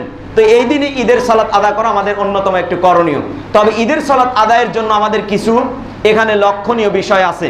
তার মধ্যে এক, ঈদের সালাতের যখন আমরা মুসাল্লাতে যাব, ঈদগাহতে যাব, তখন সর্বপ্রথম ইমামের দায়িত্ব হবেন তাদেরকে নিয়ে 2 রাকাত সালাত আদা করবেন খুতবা দেওয়ার পূর্বেই, তারপরে খুতবা দিবেন। ঈদের সালাতের পূর্বে কোনো খুতবা নেই, ঈদের সালাতের পূর্বে কোনো খুতবা নেই। ঈদের সালাত আদা করবেন আগে, তারপরে ইমাম মুসল্লিদের দিকে মুখ করে দাঁড়াবেন এবং একটাই খুতবা হবে। এটা হলো রাসূলুল্লাহ সাল্লাল্লাহু আলাইহি ওয়াসাল্লামের অমীয় অকাট্য সুন্নাহ। আল্লাহর নবী এবং 4 খলিফা এইভাবেই করেছেন, আমাদেরও সেভাবে পালন করা দরকার। তাহলে জিলহজ মাসের আরেকটা অন্যতম করণীয় হলো ঈদের সালাত আদা করা। মাশাআল্লাহ, আমরা সবাই এদিন আদা করার চেষ্টা করব ইনশাআল্লাহ। 6 নাম্বার করণীয় হলো এই দিনগুলিতে বেশি বেশি সদকা করা। যেহেতু আল্লাহর কাছে বেশি প্রিয় এই দিনটা, এই জন্য আমরা এই দিনে বেশি বেশি সদকা করার চেষ্টা করব। অন্যান্য দিনে তো করবই, তবে এই দিনে আমরা বেশি বেশি দান সদকা করার চেষ্টা করব। যেমন আল্লাহ রাব্বুল আলামিন বলছেন, ওয়াফি আমওয়ালিহিম হাক্কুন লিস-সাইলি ওয়াল মাহরুম। মহান আল্লাহ বলেছেন যে তাদের সম্পত্তিতে, তাদের মালে, তাদের অর্থ সম্পত্তির মাঝে যারা বঞ্চিত, যারা মিসকিন, সায়েল এবং মাহরুম বঞ্চিত ব্যক্তিদের একটা হক রয়েছে। অতএব আমাদের উচিত এই দিনে বেশি বেশি দরিদ্র মিসকিনদেরকে দান সদকা করা। ঈদের পূর্বে তাদেরকে দান সদকা করে তাদের মনটাকে পরিতৃপ্তি দেওয়া, আনন্দ দেওয়া, এটা আমাদের নৈতিক দায়িত্ব। অতএব আমরা এই দিনগুলিতে বেশি বেশি দান সদকা করার চেষ্টা করব। আমি সংক্ষেপে বলছি, সময় শেষের দিকে, যার কারণে। তারপরে 7 নাম্বার, আমরা এই দিনে আরেকটা মূল্যবান কাজ করব, অত্যন্ত মূল্যবান প্রেসক্রিপশন। সেটা হলো কি, এই দিনে আমরা বেশি বেশি এই দিনগুলিতে তাওবাতুন নাসুহা, বেশি বেশি আল্লাহর কাছে তওবা ইস্তিগফার কামনা করব। আল্লাহ রাব্বুল আলামিন এই মর্মে বলেছেন, ইয়া আইয়ুহাল্লাযীনা আমানু তুবু ইলাল্লাহি তাওবাতান নাসুহা। আল্লাহ রাব্বুল আলামিন বলেছেন, হে ঈমানদারগণ, তোমরা আল্লাহর কাছে একনিষ্ঠ চিত্তে খালেস তওবা করো। তাহলে আমরা যারা পাপিষ্ঠ, আমরা যারা পাপ করে বিভিন্ন পাপের পাহাড় জমিয়েছি, অতএব আমরা এই দিনে বেশি বেশি আল্লাহর কাছে তওবাতুন নাসুহা করে, খালেস তওবা করে আমরা নিজেদেরকে পরিশুদ্ধ করার চেষ্টা করব। এটা আমাদের আরেকটি করণীয়। এবার আসুন আমাদের বর্জনীয় সম্পর্কে কিছু বলা দরকার। বর্জনীয় সম্পর্কে আমরা 1 নম্বরে বলবো, এই দিনে আমরা যারা কোরবানি করছি, যারা আমরা কোরবানি জন্তু ক্রয় করার ইচ্ছা করেছি বা অনেকেই কিনে ফেলেছি, তাদের জন্য কিছু করণীয়। তাদের করণীয় হলো, বা যারা কিনতে পারি নাই, আমরা কোরবানি অনেকেই করতে পারবো না, এমনও লোক আছে, তো সবার জন্য একটা করণীয় হলো কি, বর্জনীয় কাজ। সেটা হলো রাসূল সাল্লাল্লাহু আলাইহি ওয়াসাল্লামের হাদিস থেকে প্রমাণিত। রাসূল সাল্লাল্লাহু আলাইহি ওয়াসাল্লাম বলেছেন, মান কানা লাহু যাবহুন, যার কোরবানির জন্তু আছে, প্রাণী আছে, ইয়াযবাহুহু, সে জবে করবে। ফাইদা উহিল্লা হিলালু যিলহিজ্জা, অতঃপর যখন জিলহজ মাসের চাঁদ উদিত হবে, জিলহজ মাসের চাঁদ যখন দেখতে পাবে, তখন কি করবে, ফালা ইয়াখুযান্না মিন শা'রিহি ওয়ালা মিন আযফারিহি শাইআ, সে যেন তার নখ আর চুল থেকে কিছু না ধরে, কিছু যেন না কাটে। অর্থাৎ যারা কোরবানি করছেন তারা কেউ এগুলো কাটবেন না। আপনাদের এটা আপনাদের পশুর সাথে সাথে আপনাদের মাথা এবং হাত পায়ের কোরবানি অনেকে বলে থাকেন, কিন্তু এগুলো আল্লাহ নবী হাদিস থেকে নিষেধ করেছেন যে এগুলো কাটবে না, এগুলো কাটতে আল্লাহ নবী নিষেধ করেছেন। ফালা ইয়াখুদান্না মিন শা'রিহি ওয়ালা মিন আযফারিহি শাইআ, কিছুতম সামান্যতম যেন কেউ চুল না কাটে এবং নখও যেন না কাটে। এটা হাদিসটা পাবেন মুসলিমের হাদিস 1977 নম্বর হাদিস এবং 42 নম্বর হাদিসে বর্ণিত হয়েছে। এবং যারা কোরবানি করছেন না তাদের ব্যাপারেও একটা অপশন সুনানে আবি দাউদ এবং সুনানুন নাসাইতে বর্ণিত হয়েছে। হাদিসটি মেশকাতে হাদিসটা উল্লেখ করা হয়েছে, হাদিস নাম্বার 1479, যে কেউ যারা কোরবানি করতে পারছে না তারাও যদি কোরবানির নিয়তে এই নখ এবং চুলকে না কাটে, তবে মহান আল্লাহ রাব্বুল আলামিন তাদের আমলের খাতায়ও কোরবানি করার সওয়াব দিবেন। সুবহানাল্লাহ। যেমন আমরা জানি, কেউ যদি সর্বপ্রথম মসজিদে, জুমার মসজিদে আগে আসে, তবে তার আমলের খাতায় মহান আল্লাহ রাব্বুল আলামিন উট কুরবানির সওয়াব দেন। এই হাদিস আমরা জানি না? এই হাদিস আমরা অনেকেই জানি। তো এইভাবে আল্লাহ রাব্বুল আলামিনের সওয়াবের ভান্ডারের অভাব নেই। তো এই দিনে আমরা এইগুলো করা থেকে নিজেদেরকে বিরত রাখার চেষ্টা করব। তারপর 2 নম্বর বর্জনীয়, যেগুলো আমরা করতে পারবো না, করাটা উচিত নয়, এই দিনগুলোতে আনন্দ উৎসবের নামে শরীয়ত বিবর্জিত অশ্লীলতা ও বেহায়াপনায় আমরা লিপ্ত হব না। এটা হওয়াটা আমাদের জন্য উচিত নয়। কারণ মহান আল্লাহ রাব্বুল আলামিন বলছেন, সূরা আল ইনশিকাক এর 13 এবং 14 নম্বর আয়াতে আল্লাহ উল্লেখ করেছেন, ইন্নাহু কানা ফি আহলিহি মাসরুরা। আল্লাহ রাব্বুল আলামিন বলছেন যে সে তার পরিবারের কাছে আনন্দ উৎফুল্ল, খুব খুশিতে ছিল।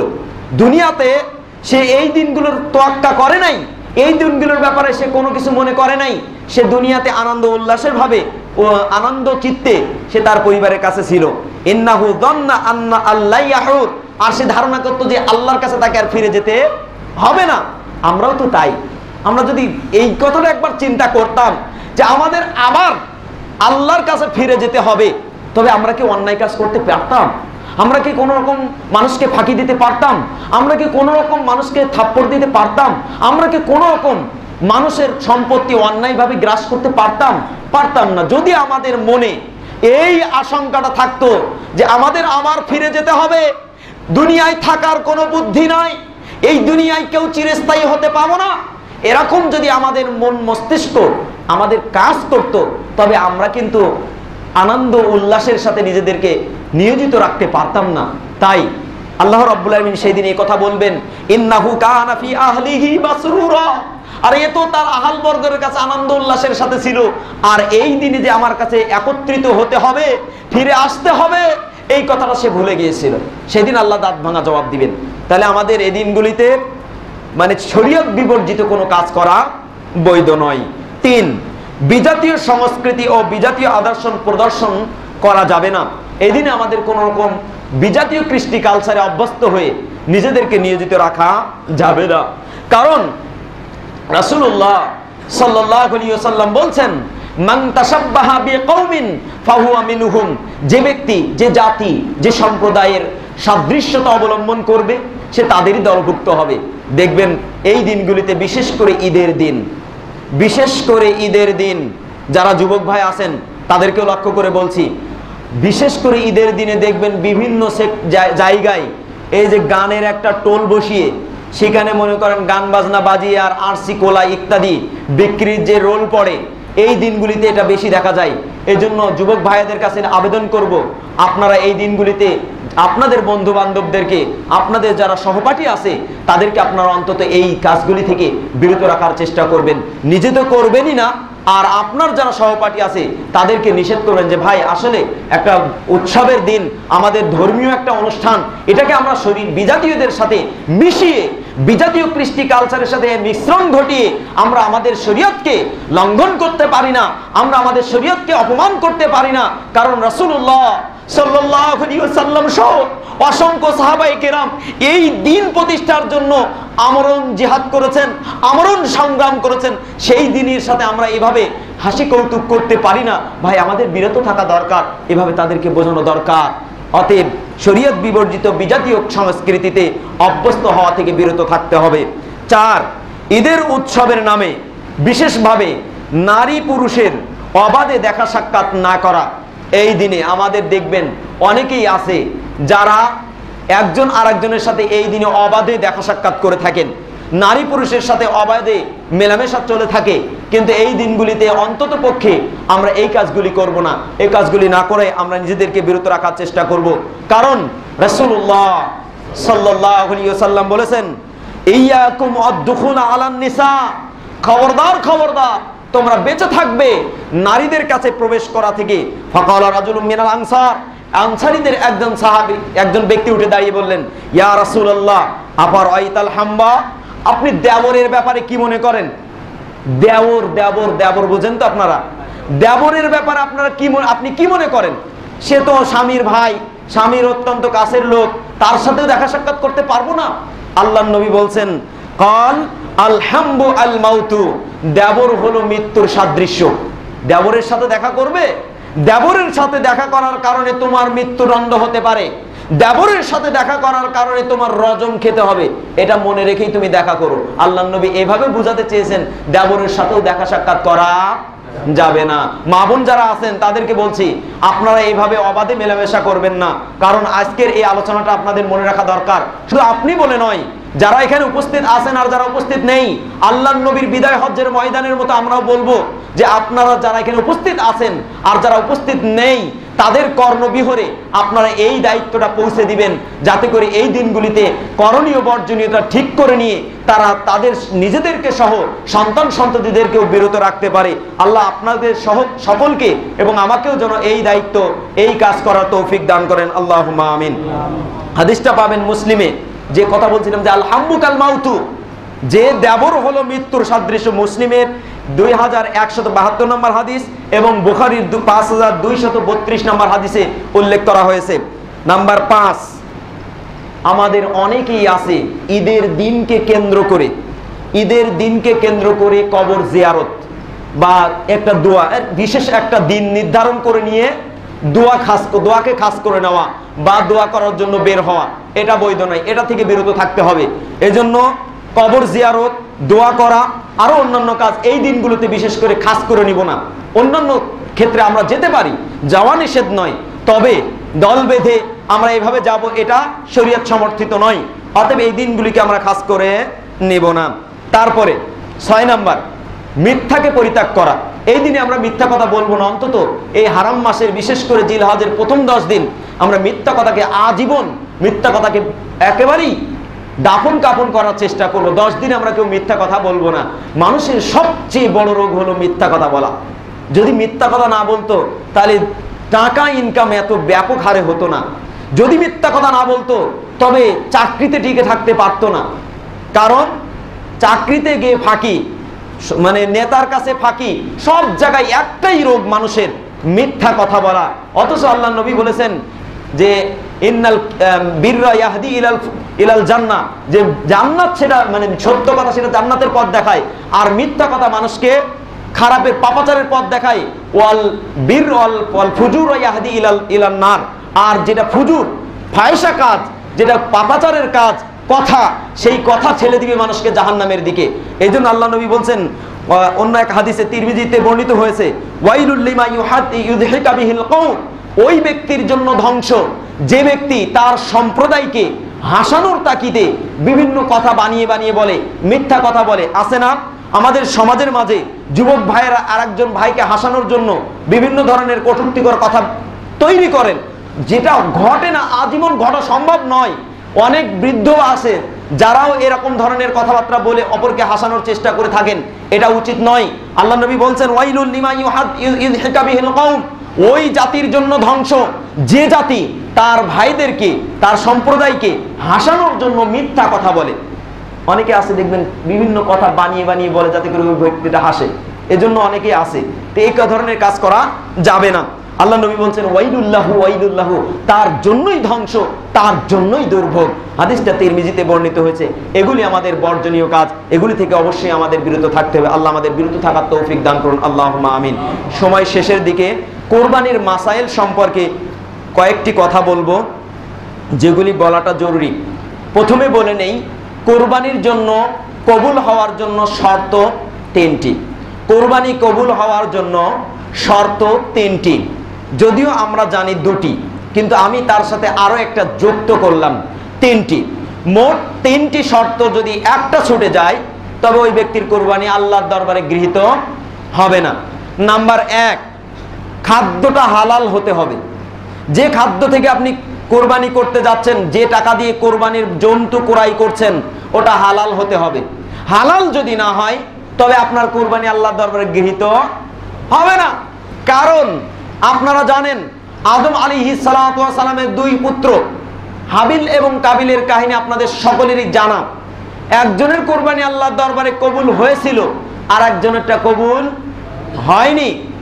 তাহলে এখানে বোঝা যাচ্ছে যে ঘাটতি ছিল তার, মাল সম্পদের মনের ঘাটতি, আবার মাল সম্পদেরও ঘাটতি ছিল, যার কারণে একজনেরটা কবুল হয়নি আর একজনেরটা কবুল হয়েছে। যাই হোক, মাল হতে হবে হালাল। হালাল সম্পত্তি থেকে আপনি কোরবানি কিনবেন, তবে কোরবানি কবুল হবে, অন্যথায় কবুল হবে না। কারণ হাবিল কাবিলের মতো যদি আজকের সমাজেও এমনটি করতেন মহান আল্লাহ, আল্লাহ না করুন, যদি এমনটি হতো যে পাহাড়ের উপরে রেখে আসবে আর কার কোরবানি কবুল হবে আর কারটা হবে না, এটা যদি চাক্ষুষ দেখিয়ে দিত, তবে দেখা যেত ম্যাক্সিমাম, বেশিরভাগ মানুষের কোরবানি পড়ে আছে। কারণ আজকে মানুষের কোরবানিগুলো মিশ্রিত হয়েছে হারাম টাকায়।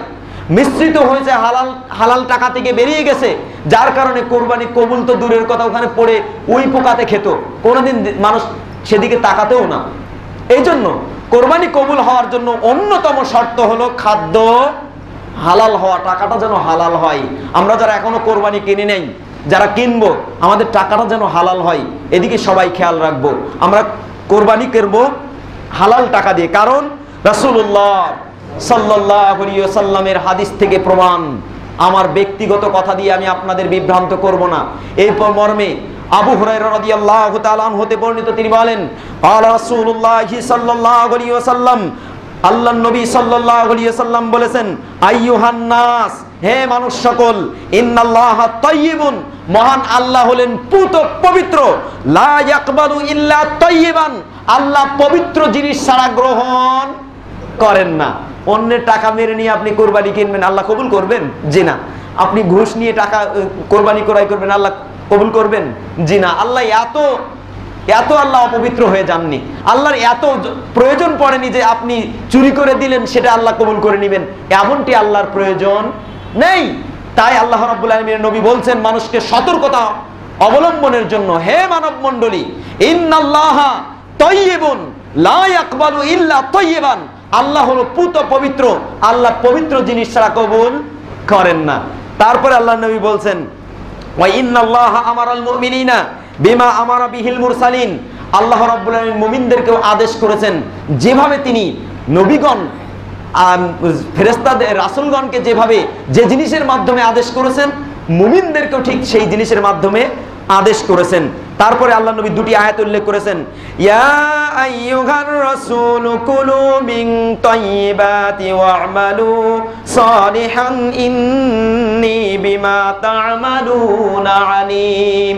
এটা হলো একটি আয়াত। দ্বিতীয় নাম্বার আয়াতে মুমিনদেরকে সম্বোধন করেছেন, মহান আল্লাহ বলছেন, ইয়া আইয়ুহাল্লাযীনা আমানু কুলু মিন তাইয়্যিবাতি মা রাযাকনাকুম, যে তোমরা উত্তম রিজিক থেকে, যেটা আল্লাহ তোমাদের জন্য নাজিল করেছেন, পাঠিয়েছেন। আচ্ছা বলেন তো, খাদ্য খাবার কি এটা আপনার আমার নিজস্ব? জি না। জমিনটা আল্লাহর। আল্লাহ যদি জমিন থেকে খাবার না দেন, তবে আমাদের কারো ক্ষমতা আছে জমিন থেকে খাদ্য বের করার? অতএব সমস্ত খাদ্য খাবার সবকিছুরই মালিক হলেন মহান আল্লাহ। আল্লাহ বলছেন না যে তিনি হলেন ইন্না হুয়া যুল কুওয়াতিল মাতিন, মহান আল্লাহ হলো কি খাদ্য খাবারের সম্পূর্ণ একাচ্ছত্র অধিপতি। তিনি চাইলে খাবার দিতে পারেন, আর না চাইলে কাউকে খাবার নাও দিতে পারেন। এটা তার দায়িত্বে, তার কর্তৃত্বে রয়েছে। অতএব খাদ্য খাবার মহান আল্লাহ দিয়েছেন, সেখান থেকে উত্তম খাবার আপনাকে আমাকে ব্যয় করতে বলেছেন। তারপরে আল্লাহ নবী উল্লেখ করেছেন, আমি বোঝাতে চাচ্ছি যে হারাম খাদ্য হলে কি হয় সেই জিনিসটা।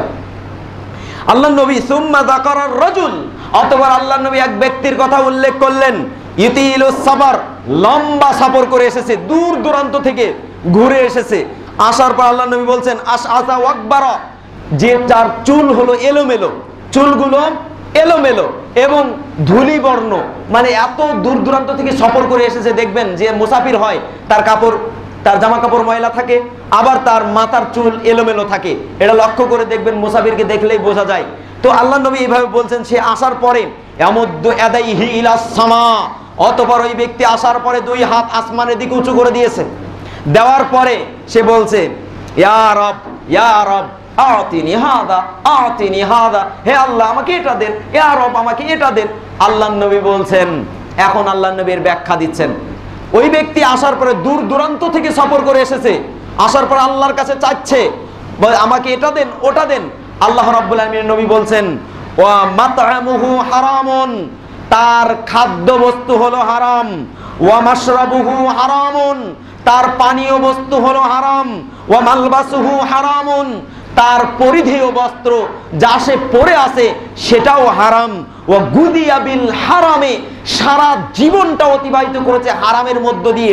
ফা আন্না ইস্তাজাবা লিযালিক, কিভাবে এর দোয়া আল্লাহর দরবারে গ্রহণ হতে পারে?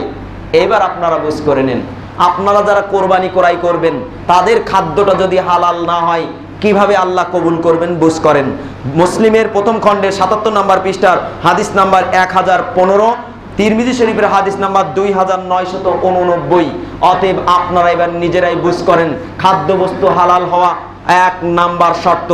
আপনি যে টাকা দিয়ে কোরবানির জন্তু ক্রয় করবেন সেটা অবশ্যই হালাল হতে হবে। এবার আসুন নাম্বার 2, ইখলাসুন নিয়া, অন্তরের একনিষ্ঠতা আল্লাহর জন্য হতে হবে, মানুষকে দেখানোর জন্য নাই। মোটা দেখে এক গরু কিনে আনলেন, আনার পরে ভাবছেন কি আমার বন্ধু মহলরা দেখবে আর বলবে যাক বন্ধু দোস্ত তোরটাই আজকে সবচেয়ে বেশি ভালো হয়েছে, আমরা এত মূল্যবান গরু কিনতে পারি নাই, অতএব আপনারটাই সবচেয়ে বেশি যুক্তিযুক্তি। এরকম যদি মনে করেন ওই বন্দুক মহলেই পর্যন্ত পৌঁছাবে, আল্লাহর দরবারে গৃহীত হবে না। কারণ প্রমাণ হলো মহান আল্লাহ রাব্বুল আলামিনের ঐশী গ্রন্থ আল কোরআনুল কারীম সূরাতুল হজ এর 37 নম্বর আয়াত আল্লাহ বলছেন, লা ইয়ানালাল্লাহা লুহুমুহা ওয়ালা দিমাউহা ওয়ালাকিন ইয়ানালুহুত তাকওয়া মিনকুম। আল্লাহ রাব্বুল আলামিন বলে দিয়েছেন আপনি আমি যারাই কোরবানি করব না কেন, কোরবানির গোশত আল্লাহর কাছে পৌঁছাবে না, রক্তও পৌঁছাবে না, খুর চামড়া কিছুই পৌঁছাবে না, পৌঁছাবে কি অন্তরের জিনিসটা। এই যে ইখলাসুন নিয়া, তাকওয়া, আল্লাহ ভীতি আপনার আমার অন্তরে আছে না নাই, এই জিনিসটা আল্লাহ দেখবেন। যে কথা হাবিল আলাইহিস সালাতু ওয়াস সালাম হাবিল বলেছিল তার ভাইকে কাবিলকে, বলেছিল কি যে ইন্নামা ইয়াতাকাব্বালুল্লাহু মিনাল মুত্তাকিন, আল্লাহ তো মুত্তাকিনদের কোরবানি কবুল করে থাকেন, অতএব তুমি তো মুত্তাকি নও, এই জন্য তোমারটা কবুল হয় নাই। অতএব আমরাও বলবো যে যদি তার ভিতরে ইখলাসুন নিয়া, আল্লাহ ভীতি না থাকে আর নিয়তটা যদি স্বচ্ছ না হয় তবে তার কুরবানিও গৃহীত হবে না। এটা হলো 2 নম্বর শর্ত। 3, মুতাবাআতুর রাসূলে সাল্লাল্লাহু আলাইহি ওয়াসাল্লাম, যে কুরবানিটা করবেন আল্লাহ রাসূলের পদ্ধতি মোতাবেক হতে হবে। আপনি এখন বলছেন নিজে মাতব্বারি করে বা নিজের পাণ্ডিত্য জাহির করে, ও সবাই তো ঈদের সলাত এসে জবাই সলাত পড়ে এসে জবাই করবে, ঠিক আছে আমি একটু আগে ভাগে জবাই করে ফকির মিসকিনদের বিতরণ করে দিই, মানে বেশি বেশি পরেশগারিতা দেখাতে যে ওর কোরবানি হবে না। মানে আল্লাহর নবীর সিস্টেম হলো কোরবানির সলাত আপনি আদা করবেন, ঈদের সলাত পড়বেন, খুতবা শুনবেন, তারপরে বাসায় প্রত্যাবর্তন করে কোরবানি জবাই করবেন। কিন্তু ও পাণ্ডিত্য জাহির করে বলছে কি না এত কাজ করতে গেলে মিসকিনরা সবাই অপেক্ষা করছে, আমি আগে ভাগে করি, আগে ভাগে করে কি করব সবাইকে বিতরণ করে দিব। জি না, এমনটি যদি করেন আপনার কোরবানি হবে না। এই জন্য পদ্ধতিটা হতে হবে রাসূলের পদ্ধতি মোতাবেক। তাহলে মোট 3টি শর্তের কথা বললাম, আরো অনেক শর্ত জড়িত করা যায়, মোটামুটি এই 3টি শর্ত মনে রেখে আমরা কোরবানি করব ইনশাআল্লাহ। 1, খাদ্য বস্তু বা টাকা পয়সা হালাল হওয়া। 2, ইখলাসুন নিয়া বা তাকওয়া। 3, মুতাবাআতুর রাসূল, আল্লাহ রাসূলের অনুসরণে। রাসূল সাল্লাল্লাহু আলাইহি ওয়াসাল্লাম যেভাবে করেছেন ঠিক সেভাবে করব। দেরি হলেও আল্লাহ নবী ঠিক যে পদ্ধতিতে করেছেন সেই পদ্ধতিতে আমরা কোরবানি করব। তাহলে 1 নম্বর মাল হালাল হওয়া, 2 নম্বর মহান আল্লাহর রেজামন্দি হওয়া, 3 নম্বরে রাসূলের সন্তুষ্টি মোতাবেক হওয়া। এছাড়া আরো কিছু পয়েন্ট ছিল, যাই হোক এখানে আমি আলোচনা শেষ করে দিচ্ছি। আল্লাহ রাব্বুল আলামিন আমাদের সকলকে কোরবানি মাসলা মাসাইল এবং জিলহজ মাসের করণীয় বর্জনীয়গুলো স্মরণে রেখে আল্লাহ আমাদের সকলকে যেন তা বাস্তবায়ন করার তৌফিক দান করেন, আমিন। আকুলু কওলি হাযা আস্তাগফিরুল্লাহ লি ওয়া লাকুম ওয়া লিসাইরিল মুসলিমিন ফাস্তাগফিরুহু ইন্নাহু হুয়াত তাওয়াবুর রহিম। বারাকাল্লাহু লাকুম ওয়া লাকুম ফিল কুরআনিল আযীম ওয়া নাফা'নি ইয়্যাকুম।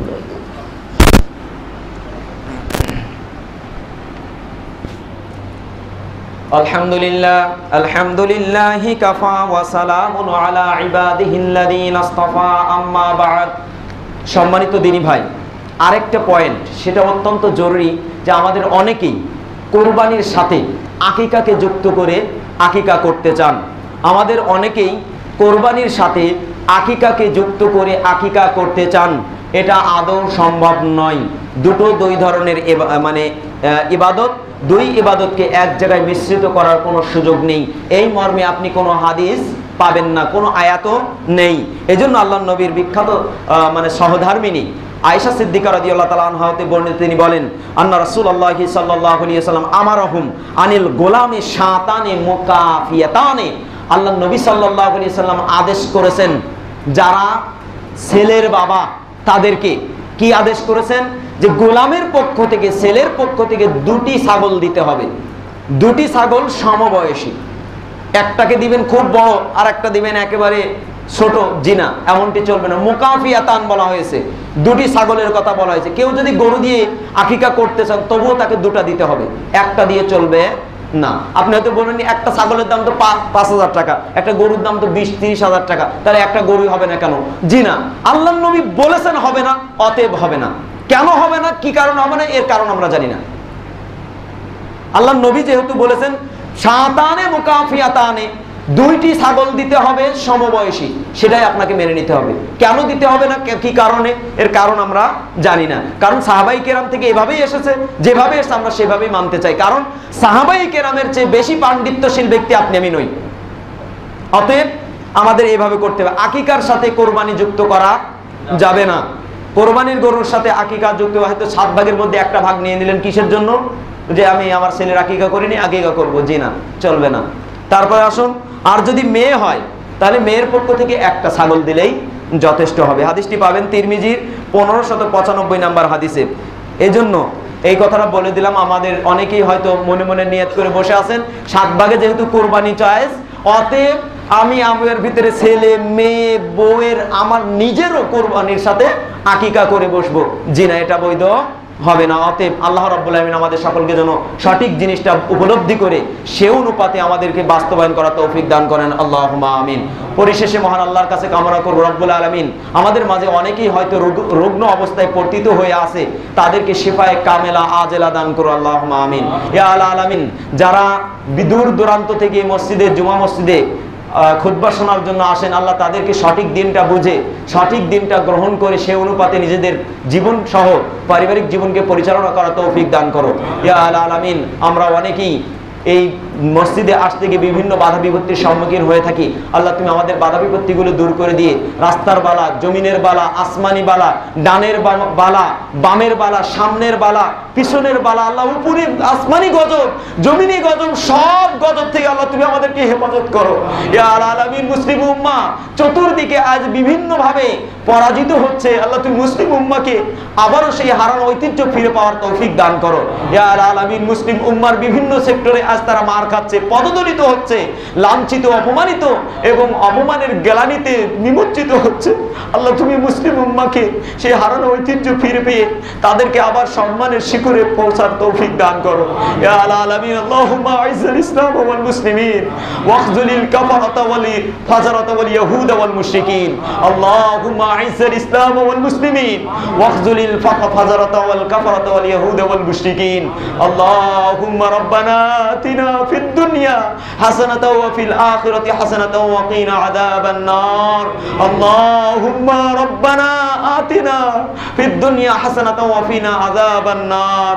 আল্লাহুম্মা ইগফির লানা ওয়ারহামনা ওয়া লিওয়ালিদাইনা ওয়া লিআজওয়াজিনা ওয়া লিযুররিয়াতিনা ওয়া লিআহবাবিনা ওয়া লিআসাতিদিনা ওয়া লিশুয়ুখিনা ওয়া লিমান লাহু হাক্কুন আলাইনা ওয়া লিজামি'il মুমিনিনা ওয়াল মুমিনাত ওয়াল মুসলিমিনা ওয়াল মুসলিমাত আল আহইয়াউ মিনহুম ওয়াল আমওয়াত ইন্নাকা মুজিবুদ দাওয়াত বিরহমাতিকা ইয়া আরহামার রাহিমিন।